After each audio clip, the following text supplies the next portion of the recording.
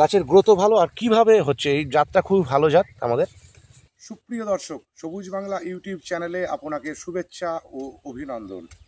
তো এটা অ্যাকচুয়ালি খুব লাভজনক চাষ, আপনারা অনেকেই করতে পারেন। আমরা একে একে দেখানোর চেষ্টা করছি। মুর্শিদাবাদ জেলার অন্তর্গত রানীনগর 1 নম্বর ব্লকের অধীন কসবাগোয়াস মৌজায় চাষ হচ্ছে স্ট্রবেরি। আমাদের যে প্রথাগত চাষ ধান পাট ও অন্যান্য এইসব চাষ করে চাষিরা দিন দিন লসের সম্মুখীন হচ্ছেন। তাই উদ্যোগ নিয়েছে নয়ন শেখ নামে এক কৃষক। তার আরেকটা পরিচয় আছে, তিনি একজন সেটেলমেন্টের মোহরি। তো উনি নতুন চাষের উদ্যোগ নিয়েছেন। আমার সঙ্গে যোগাযোগ করেছেন আমাদের নার্সারির সঙ্গে যে দাদা কীভাবে চাষ করা যায়। তো আমাদের এই ক্ষুদ্রতম জ্ঞান থেকে তাকে চেষ্টা করছি সহযোগিতা করার। সেই সঙ্গে সঙ্গে আমাদের সবুজ বাংলা নার্সারি সম্পূর্ণ চারা দিচ্ছে স্ট্রবেরি। আমরা চেষ্টা করব আমাদের রানীনগর 1 নম্বর ব্লকের যে কৃষি আধিকারিক আছেন তার সঙ্গে আমরা কথা বলে তার পরিচর্যা বা অন্যান্য বিষয়ে কীভাবে স্ট্রবেরি চাষ করা যায় এবং স্ট্রবেরি চাষ করে সফল হওয়া যায়। আমরা প্রথমেই মালচিং পদ্ধতিতে চাষটা করছি, কেননা অনেক ঘাসের ব্যাপার আছে, যাতে সার সেচের পরিমাণটা কমানো যায়, কম খরচা যাতে লাভ করা যায়, তার জন্য আমরা প্রথম থেকেই মালচিং শুরু করেছি। তো সেই কাজ চলছে, এখন চারা লাগানো হবে। আমরা পরপর কয়েকটা পর্বে আপনাদের দেখাতে থাকবো যে কীভাবে স্ট্রবেরি চাষ হচ্ছে।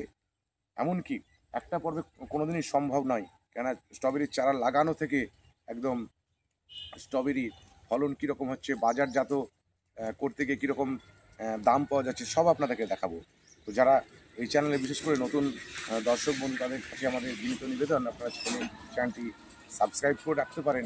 আর যারা আগের থেকেই সাবস্ক্রাইব করে রেখেছেন তাদেরকে অসংখ্য ধন্যবাদ। আসুন আমরা এবার দেখে নেব কীভাবে মালচিং হচ্ছে।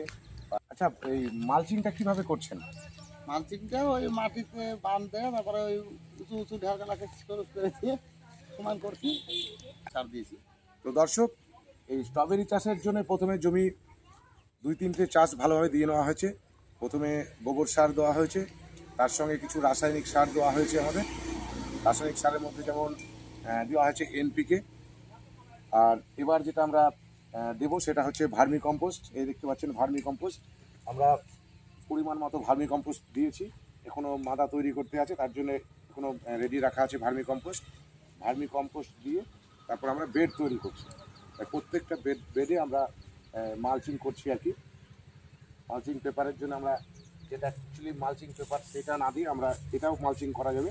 উপরটা ব্ল্যাক আর নিচেরটা সিলভার, খুব পাতলা, কম খরচা এটা মালচিং ভালোভাবে করা যেতে পারে। তো সেই হিসাবে আমরা আপাতত এখন বেড তৈরি করছি। এই বেড তৈরির পর আমরা চারাগুলো বসাবো। আমরা বেডটা তৈরি করেছি 2.5 ফিটের। ক্যামেরাম্যানকে বলবো একটু কাছে আসার জন্য। আমরা 2.5 ফিটের বেড তৈরি করেছি। আমরা 2টো লাইন করবো, একটা 1 ফিট বাই 1 ফিট যাবে, 2টো করে সারি করবো। আর মাঝখানটা আমরা 1.5 ফুট রেখেছি। এই বেড থেকে বেডের দূরত্ব 1.5 ফুট রেখেছি। ওইখান থেকে স্ট্রবেরিগুলো কালেক্ট করার জন্য স্ট্রবেরিগুলো হারভেস্ট করবো এই মাঝের এই বেডটা থেকে। এই 2টো বেড এগিয়ে আসি, 2টো বেড দেখছেন।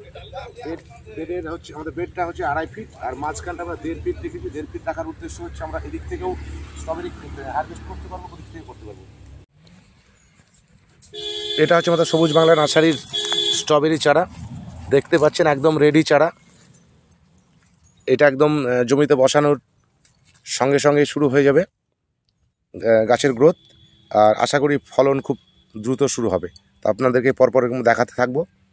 বাণিজ্যিক ভিত্তিতে যে স্ট্রবেরি চাষটা হচ্ছে, আজকে 20 তারিখ। আমরা এটা রোপণ করেছিলাম আপনার নভেম্বরের 20 তারিখে, আজকে ডিসেম্বরের 20 তারিখে।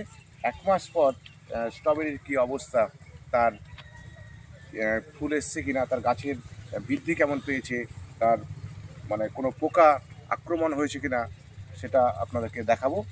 তো এটা অ্যাকচুয়ালি খুব লাভজনক চাষ, আপনারা অনেকেই করতে পারেন। তো আমরা একে একে দেখানোর চেষ্টা করছি। আর কিছু পরামর্শ, আমার কাছে চারা না নিলে কী হবে, আপনারা অনেকেই যাদের ফল হয় না সেসব বিষয়ে একটু ধারণা দেওয়ার চেষ্টা করছি। আমিও যে বিশেষ জানি এমন কিছু নয়, ক্যামেরাম্যানকে বলবো দেখানোর জন্য। এই যে দেখতে পাচ্ছেন যে গাছ, এই গাছ থেকে চারা বেরোনোর জন্য কিন্তু পরপর বেরোতেই থাকছে। এইগুলোকে আপনাদের এই মুহূর্তে কাটতে হবে। যদি না কাটেন তাহলে কিন্তু ঠিকঠাক ফল আসবে না, গাছ শুধু মানে ও বংশ বিস্তার করে যাবে। আর এই একে পরামর্শদাতা বেশ কিছু গাছ সেটা কেটে দিয়েছে, সেগুলো দেখবেন ফুল ফল চলে এসছে। ক্যামেরাম্যানকে বলবো এই দিকটায় আসার জন্য। এই যে এইগুলো পরীক্ষামূলক কাটা হয়েছে, এই দেখেন ফুল এসছে, প্রত্যেকটা গাছে ফুল আর ফলও আছে। এই দিকটায় এলে আরও ভালো বোঝা যাবে।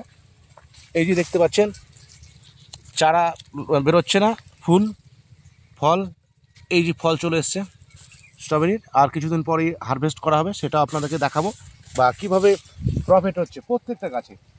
এই যে দেখুন গাছের গ্রোথও ভালো আর কিভাবে হচ্ছে। এই জাতটা খুব ভালো জাত আমাদের, প্রত্যেকটা গাছে এই স্ট্রবেরি বড় হতে শুরু করে দিয়েছে। এই দেখুন প্রত্যেক খুব ভালো ভালো একদম দুর্দান্ত। এই তো মোটা হতে দেখো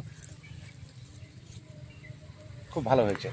তো আমি চেষ্টা করি শুধু স্ট্রবেরি বলে নাই, স্ট্রবেরি, ক্যাপসিকাম, যাবতীয় সবজি চারা থেকে ফলের চারা আমরা চেষ্টা করি চাষিদেরকে চারাগুলো সাপ্লাই দেওয়ার পর তাদের অবস্থা কী, তার পরিচর্যা কীভাবে আমরা হেল্প করি, চেষ্টা করি আর কি, বা ভবিষ্যতে করার চেষ্টা করব। তো এই ছিল বন্ধুরা আজকের বিষয়। দেখা হবে পরবর্তী অন্য কোনো পর্বে। ততক্ষণ সবাই ভালো থাকবেন, সুস্থ থাকবেন। ধন্যবাদ।